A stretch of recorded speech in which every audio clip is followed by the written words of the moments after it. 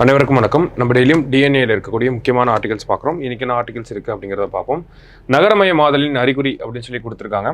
So என்ன சொல்லியிருக்காங்க அப்படின்னு பார்த்தோம்னா, நமக்கு house hold consumption expenditure survey அப்படின்னு சொல்லி மத்திய அரசாங்கத்தால் வெளியிடப்பட்டிருக்கு. ஸோ அந்த சர்வே பார்த்தோம்னா 11 ஆண்டுகளுக்கு பிறகு கடந்த 2 வருடங்களாக தான், போன வருஷம் இந்த வருஷமும் தான் தொடர்ச்சியாக எடுத்துக்கிட்டு இருக்காங்க. சரிங்களா? ஸோ அந்த ஒரு ஃபைண்டிங்ஸை பற்றி தான் இங்கே கொடுத்துருக்காங்க. ஸோ மக்கள் தொகை கணக்கெடுப்பு அப்படிங்கிறது நடத்தப்படாமல் இருக்கிற இந்த ஒரு தருவாயில் இந்த தரவுகள் அப்படிங்கிறது ரொம்ப முக்கியமாக இருக்குது.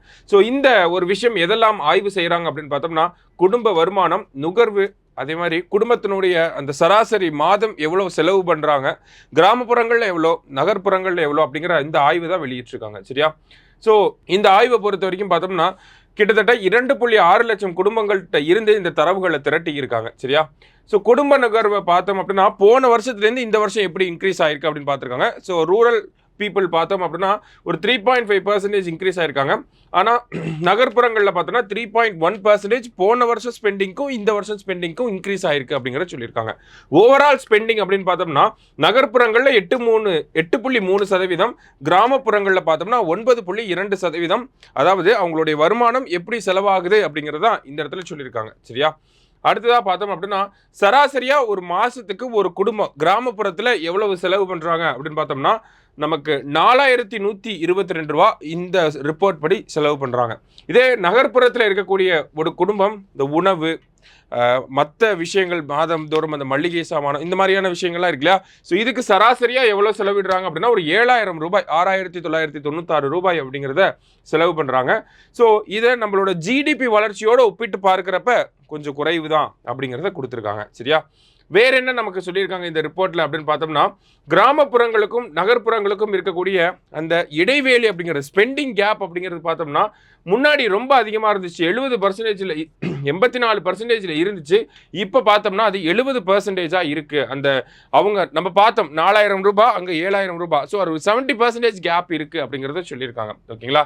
ஸோ மொத்த செலவில் உணவுப் பொருட்களுக்கான ஒதுக்கீடு அப்படிங்கிறது கிராமப்புறங்களில் 47% இருக்கு, நகர்ப்புறங்களில் 39.48% இருக்கு. அதாவது மாதம் இவ்வளோ ஸ்பெண்ட் பண்ணுறாங்க. அதில் உணவுப் பொருட்களுக்காக எவ்வளோ ஸ்பெண்ட் பண்ணுறாங்கன்னா நகர்ப்புறங்களில் ஒரு 40%, கிராமப்புறங்களில் 50% கிட்டத்தட்ட 47% ஸ்பெண்ட் பண்ணுறாங்க. சரியா? ஸோ இது எதனால இவ்வளோ ஸ்பெண்ட் பண்ணுறாங்க அப்படின்னு பார்த்தோம்னா சமீபத்தில் இந்த ஃபுட் இன்ஃப்ளேஷன் அப்படிங்கிறது அதிகமாக இருந்துச்சு. அதனால தான் இவ்வளோ ஸ்பெண்ட் பண்ணுறாங்க அப்படிங்கிற ஒரு டேட்டாவை நமக்கு கொடுத்துருக்காங்க. ஓகேங்களா? அதே மாதிரி பார்த்தோம்னா நமக்கு கிராமப்புறங்களுக்கும் நகர்ப்புறங்களுக்கும் இருக்கக்கூடிய அந்த இடைவேளை அப்படிங்கிறது குறைந்து வந்துட்டே இருக்கு அப்படிங்கிறத சொல்லியிருக்காங்க. அர்பன் கன்சம்ஷன்ல ஒரு டிமாண்ட் அப்படிங்கிறது கொரோனாக்கு அப்புறமா நிறைய இருந்துச்சு. இப்போ அந்த டிமாண்ட் அப்படிங்கிறது கம்மியாயிட்டே வருது அப்படிங்கிறத நமக்கு சொல்லியிருக்காங்க. அதனால தான் அர்பன் ரூரல் டிஸ்பாரிட்டி அப்படிங்கிறது நமக்கு குறைஞ்சிட்டே வருது. 84% இப்போ 70% இருந்திருக்கு அப்படிங்கிறத நமக்கு இந்த ரிப்போர்ட்ல சொல்லியிருக்காங்க. சரிங்களா? அடுத்தது மாநிலம் வாரியாக டேட்டா கொடுத்துருக்காங்க. ஸோ இதை ஜஸ்ட் பார்த்துக்கிட்டா போதும். சரிங்களா? இறுதியாக பார்க்குறப்ப நமக்கு இந்த குடும்ப நுகர்வு செலவு அப்படிங்கிறது house hold consumption expenditure survey அப்படிங்கிறத பற்றி தான் டீட்டெயிலாக நமக்கு சொல்லியிருந்தாங்க.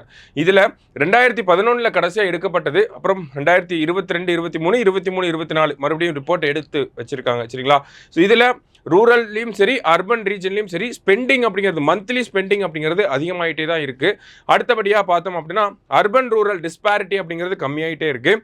ஸ்பெண்ட் பண்ணக்கூடிய அமௌண்ட்டில் கிட்டத்தட்ட ஒரு 40% 50% பார்த்தோம்னா உணவுப் பொருட்களுக்காக தான் மக்கள் அதிகமாக செலவு பண்ணுறாங்க.